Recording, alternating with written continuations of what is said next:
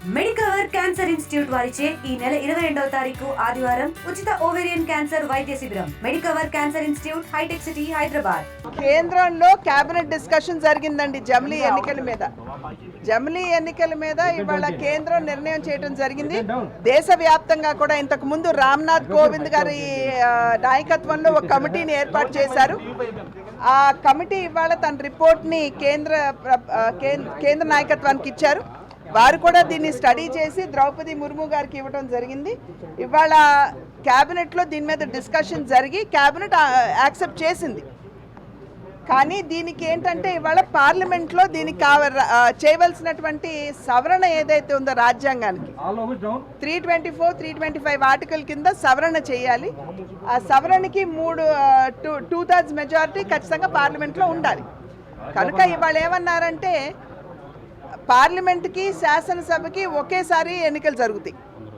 దాని తర్వాత 100 రోజులు అయిన తర్వాత స్థానిక సంస్థలకి జరుగుతాయి. ఇవి ఎందుకు, ఈ జమిలీ ఎన్నికలు ఎందుకు వచ్చాయంటే సాధారణంగా ప్రతిసారి దేశంలో ఏదైనా అభివృద్ధి కార్యక్రమం చేయాలంటే ఎన్నికలు ఉన్నాయి, మోడ్ ఆఫ్ కాండక్ట్ ఉంది కాబట్టి మీరేమి చేయలేరు అని ఎక్కడికక్కడ కొన్ని సందర్భాల్లో అవరోధాలు కలుగుతున్నాయి. కనుక అవరోధాలు లేకుండా మనం అంతరాయం లేనటువంటి అభివృద్ధి చేసుకోవాలి అని అంటే ఒకేసారి ఎన్నికలు అయిపోతే ఇది సాధ్యం అనేటువంటి ఆలోచనతోటి చేశారు. దీనిలో ఉన్నటువంటి కష్ట నష్టాలు అన్నింటి మీద కూడా కూలంకుషంగా చర్చ జరుగుతుంది. అండ్ మేము మంచి ఆశలో ఉన్నాం. ఖచ్చితంగా అందరూ కూడా దీన్ని యాక్సెప్ట్ చేస్తారని ఆశిస్తున్నాం. ఏంటండి, ఆబ్వియస్లీ వారేమో వారికి చేసేటువంటి అభ్యర్థన ఒకటే,